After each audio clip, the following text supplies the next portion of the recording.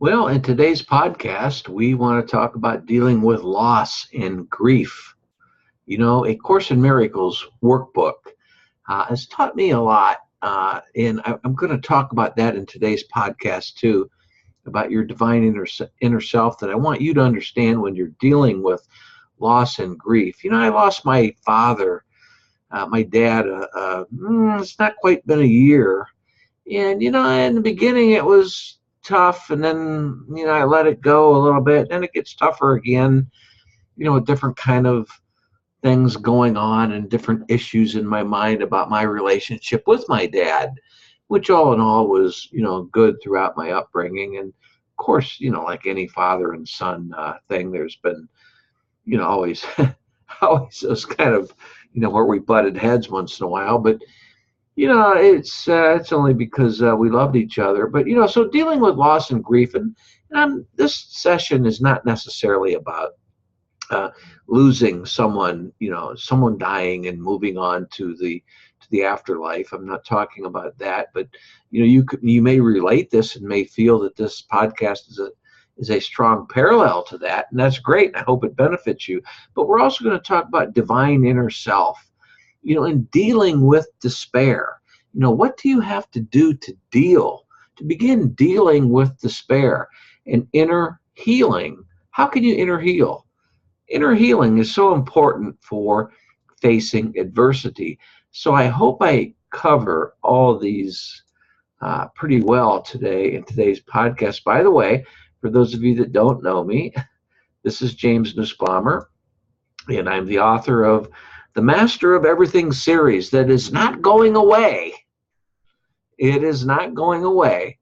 The first book is called The Master of Everything, and then the Mastering Your Own Spiritual Freedom. And the third book, my gosh, is on its way out. Again, I keep saying it's on its way out, but it's here. It's ready to go. Just waiting on a few, business kind of things that got to be worked out and everything, and it's ready to go. It's called And Then I Knew My Abundance. But anyways, let's talk about a natural remedy for dealing with loss and grief. And, there really is no correct or incorrect method for dealing with loss and grief, as long as, you're not keeping yourself from healing. And, it's okay at times to feel confused or lost about an event in your life, as, kind of like losing my dad less than a year ago. Actually, he died on Mother's Day. And so, but as well as, asking yourself if you are dealing with despair from your spiritual inner self, or are you dealing with it from your ego? Please keep in mind, I hope you hear that train going by in the background from my studio, because I live in a area that is like, I just love the train going by, and my studio is like right there, and I just love the sound of the trains going by down the railroad. It makes me think of, Johnny Cash songs. I always loved Johnny Cash, although, as a rock and roller, from my past, and my number one guy is Billy Joel. But I'd say rock and roll, Billy Joel is number one, and then Johnny Cash is number two. But let's get on to, moving on here. But please keep in mind that by force, when we are facing adversity, it's why I urge you sometimes to seek out, if you read my blogs, some mindfulness meditation. I've learned to transcend myself from traditional prayer to serious mindfulness meditation, and it is just loving and grateful. And that's why I love yoga. So if you visit my website, you know more about that. But let's get moving on here as I sip on a cup of coffee. By the way, we're changing this podcast time to early in the morning. It's now 6 a.m. on January, thinking about something last month. January 22nd, 2018. But as I previously discussed in about our misconceptions of sacrifice, and by the way, if you're in a relationship, for example, that is holding you back and you're in despair there, because I got some messages at my contact page, which I urge everyone to send me a message as to what you'd like me to talk about next week. But if you're in a relationship and you're struggling and it's like a kind of hold on you, holding you back. Believe me, I can relate to that. And I suggested there's a related article at my website called Good Relationship Advice, and it's called the Relationship Hotline. I guess you might just punch in jamesnussbaumer.com relationship hotline. But anyways, let's move on. But for now, let's keep in mind that when we're dealing about loss and grief, what are we really dealing with? Every day as human beings, we are losing something, because we're really on our way back to eternity. Aren't we really losing something every day? But we're also growing as humans by understanding that, and that is self-growth. When we understand that our human body is deteriorating and leaving us, but too often we get sad on that and depressed on that, and we shouldn't, because as our human body is deteriorating, we are making the best while we're in this world, but we're also self-growing for an awakening process, and that's really not what this is about.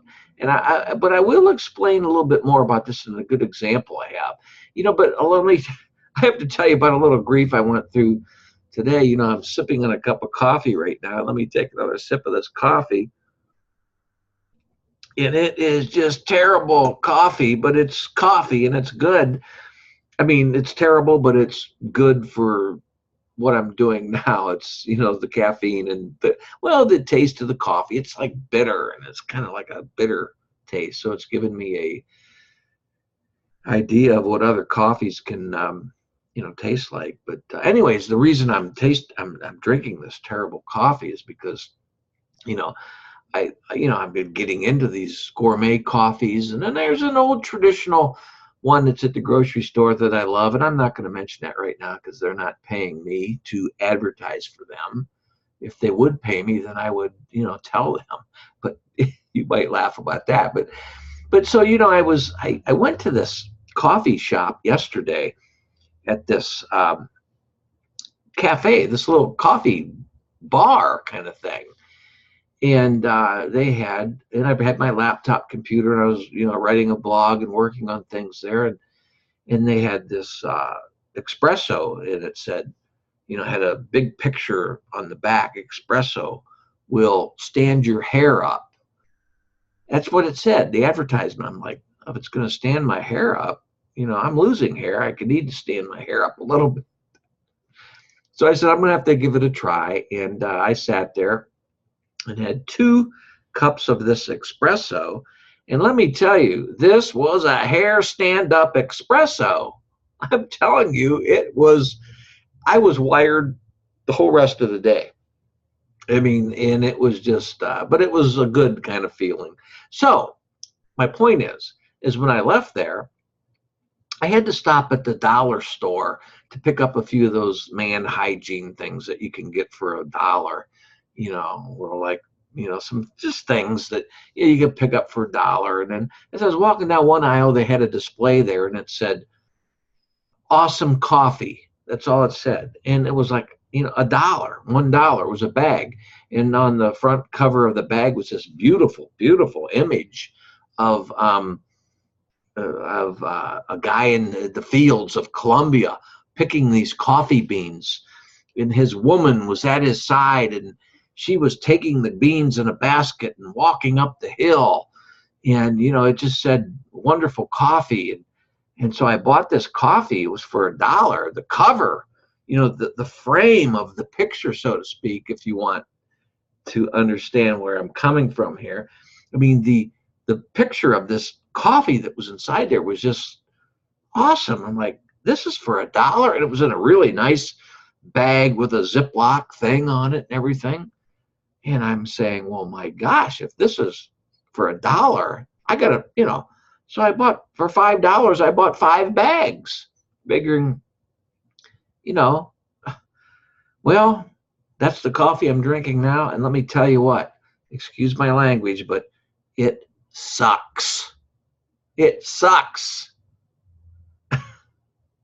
So now I guess I'll go back to my old Maxwell house. Whoops, I let the cat out of the bag, didn't I? Okay, so let's keep going now about how to learn more about loss and grief. And I hope that maybe my little story about my own loss and grief, about my coffee there, if you're feeling loss and grief right now, may pick you up a little bit and help you along the way, because that's what this podcast is about. So I have to keep moving now. I was, foaming at the mouth a little bit here, which for those of you that know me personally, know that once I get going, I can really talk. So anyways, I guess that's why I became a writer late in life. So anyways, I came across a magazine. I have to tell you about this. I came across a magazine article about dealing with loss and grief. And this is while I was in prison for 8 years. I swear this is the absolute truth. And it was written by Arun Gandhi, the grandson of Mahatma Gandhi, which gave me new meaning to the article, gave me new meaning about happiness within us. And, when our thoughts tell us that we must sacrifice in order to gain. This was by Arun Gandhi. And he's a little bit older than me. I'm 60. And he's the grandson, like I said, of Mahatma Gandhi. But by the way, it ends up after I was out of prison, my books were published. Okay, I went to the transformation conference that my publisher had sponsored and spoke there. And I was able to meet, after that, I was able to meet Arun Gandhi. Can you believe that? Well, maybe you're not. So anyways, my point is, let's continue here about how keep learning how to overcome loss and grief, because you never know what's around the corner. And it's always something good, because your divinity wants good things to happen to you. You're not in this world for doom and gloom. Okay, if it had not been for racism and prejudice in the slave trading history, that we may not have had an original Gandhi, Mahatma Gandhi, to teach us so much about dealing with loss and grief. Now think about that. He really brought it to the forefront of our brains. Mahatma Gandhi did, about the prejudice in the world. And he was chastised from the beginning from the West. But eventually the West grabbed onto his idea that, hey, this guy's got a point here. So my point is, he may not have been just another successful businessman or politician if he had not chosen that career of helping people, who maybe where he could have eventually made a lot of money, maybe, I'm talking about Mahatma Gandhi, but my point is that Gandhi was urged by many to pursue a business path. And I read about that in the article that I just explained, and making the necessary sacrifices to become a business leader just was not what he really wanted to do. But however, because of the prejudice in South Africa, he was subjected to humiliation big time and dealing with loss and grief. And within a week of his arrival, I hope maybe you might have somehow felt this way at what I'm about to say, that I discussed in my previous book, that's called the Mastering Your Own Spiritual Freedom, which is getting ready to lead into the new one, like I told you, and then I knew my abundance. But as I discussed in Mastering Your Own Spiritual Freedom, Gandhi was thrown off of a train because of the color of his skin. This was way back in maybe, I don't know, probably the 40s or something like that. But Gandhi was thrown off the train because of the color of his skin, and it humiliated him so much that he sat on the platform of the station all night long, wondering what he could do to gain justice, to get even with those that threw him off the train. He was so disgusted and mad at himself. Well, Gandhi knew in order to gain justice in his current frame of mind, his current state of mind is where he was thinking from, that he would have to make some sacrifices. Well, from his business perspective, he was aware of how he could get even for his having to dealing with loss and grief and humiliation that he experienced. But his first thought was one of anger, like I had mentioned just a minute ago, and that as he contemplated some form of attack to gain revenge, and though, and through his attack thoughts, though, according to this article, he was seeing justice served, but then again, he was seeing himself as not being just. Does that make sense? Let me explain further. These thoughts were violent, but he stopped himself and he said, "That's not right either." Gandhi realized that all he had to do, he realized that all he would be doing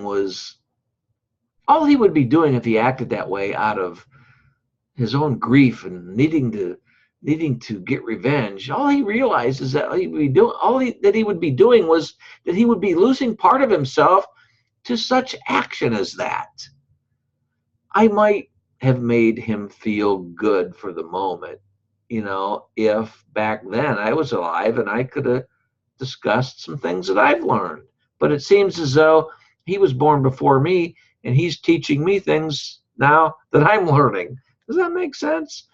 So, but it really wasn't going to win him justice when he was, thinking about, I've got to get revenge. If we're getting deep here, take a breath of air and think that, that's the reason for this podcast, is because I get deep. So, and you can play it back, but I hope that you are understanding where I'm coming from. But, Gandhi's next thought was to go back to India and live among his people in dignity. And he ruled that out.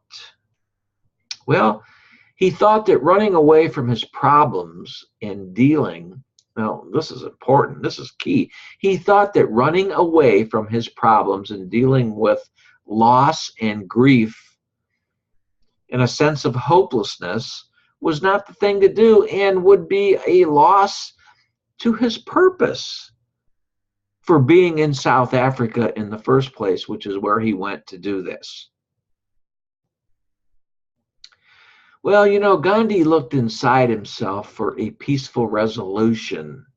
And, because of his efforts, we learned, and we're still learning from these kind of individuals today. This is when Gandhi started to pursue nonviolent solutions for dealing with loss and grief. And he practiced it in his life as well as in his search for justice in South Africa. Can we do this worldwide? I'm asking you. James Nussbaumer asking you. Why can't we? The time has come, I think we need to. But I'm not going to preach too hard on that, because everything's a delicate situation. So we have to be careful in how we shift in our minds. But we're getting there. Gandhi ended up staying in that country for 22 years. And then he went back to lead the movement in India. Can you believe that? And now I have seen over and over in my own life situations myself about dealing with loss and grief, where conflict leads to verbal and maybe physical violence and resulting in loss. We're seeing that everywhere. A Course in Miracles teaches us that the ego in us always seems to be a matter of who loses the most, with the winner ending up with more and proudly assessing their inner losses. So what I mean is, think about this. In the concrete mind that the ego-based thinking is all about, it seems the harder the loss, the better the gain feels. Is that really right? You know, Course in Miracles further states that, would you continue to give imagined power to these strange ideas of safety? Strange ideas of safety. Sacrifice a lot to gain more? Think about that deep within your heart. Does that make sense? I don't know. I'm not buying it. But when we are contemplating attack, the thought of some form of sacrifice, so to speak, can be a key to idea. And this is what I mean. It is where we all compromise. It is where when we compromise in our mind, when we decide that, you know what, we don't need to compromise any longer. And all that compromise does is play into the hand of desperate attempts to strike a bargain, and where all conflicts seem to achieve a balance. Does that make sense? I'm going to read that back to you again, because think about this as you're listening to these lines. They're in my book, Mastering Your Own Spiritual Freedom. And think about the message I just told you about Gandhi. It is where all compromise plays its hand in desperate attempts to strike a bargain, and where all conflicts seem to achieve a balance. You know, the principle of attack seems to be for the ego that we must sacrifice in one area to gain in another. In other words, it's like somebody must lose something in an aspect of our concrete thought system. Nobody needs to lose in this world, is the essential message of this podcast. You know, this is the focus of the concrete thinking on the body, and its attempts to limit loss is when we focus too much on sacrifice, we're coming too much from the ego. Even with the experience of joy, the concrete brings sacrifice into play. You know, even when we're trying to find happiness, the concrete still wants to bring sacrifice into play. You know, for example, what goes up must come down is the concrete way of understanding that there must be doom or facing adversity around the corner. I better take another sip of coffee, this bitter coffee on that. But what this amounts to is let go of the conflict within, and your concrete views of life will fade away into the abstract. And the abstract, we may say, is your inner divine self. That's where inner healing takes place, when you connect and grab on to the abstract about you. That is where you heal. Concrete doesn't heal. All concrete does is split apart and split and split and split. As long as concrete ages, it splits. The abstract is what heals. It's your inner divine self. It's eternity. It doesn't go away. You know, this oneness within that is conflict-free does not have flip sides. This oneness that is conflict-free does not have flip sides to such ideas. You know, such as, well, if you sacrifice today, you'll gain tomorrow. And I'm not saying, too, that you should not do something you don't like doing today, because tomorrow it's going to help you gain. That's not the point, the frame of mind I'm at. I think you are with me there. And if you're not, please check out my blog to find out more. But here you will realize that there is no... Okay, let me back up, because I think I went a little too fast here. Sometimes when I get long-winded, I might move a little fast. But the oneness within that is conflict-free, the oneness and the wholeness that we are all together as one, together, that is conflict-free, that knows nothing of sacrifice, That oneness has no flip sides. And here in that oneness is where you realize that there is no such opposite to joy, peace, love, or oneness. There is no opposite to joy, peace, or oneness in the real world. Only in this world that we conjured up opposites. It's a little deep. It's not that deep. If you get out of shallow water and dive in a little bit, you'll understand what I'm saying. Before I sign off, I'm going to repeat that. Here you will realize that there is no such, absolutely no such opposites to joy, peace, and love. In the real world, that's all there is. No conflict, no split apart, no heaven, no hell, in separate, in one. It's only heaven is all there is. You either grab onto heaven or you grab onto hell in this world. It's up to you. Which one are you going to grab onto? I got to go now, and I want to add that I have another thought-provoking article that I would like you to check out at my website, at my blog, and it's about living beyond your body. And I reference A Course in Miracles because, why do I like A Course in Miracles? Because it opens my mind to me and you being one beyond the body, where we're not just a body. And I choose to, for the most part, live my life in this world that way. And I say for the most part because as long as we're in this world, we have an ego to contend with, and the ego is the body.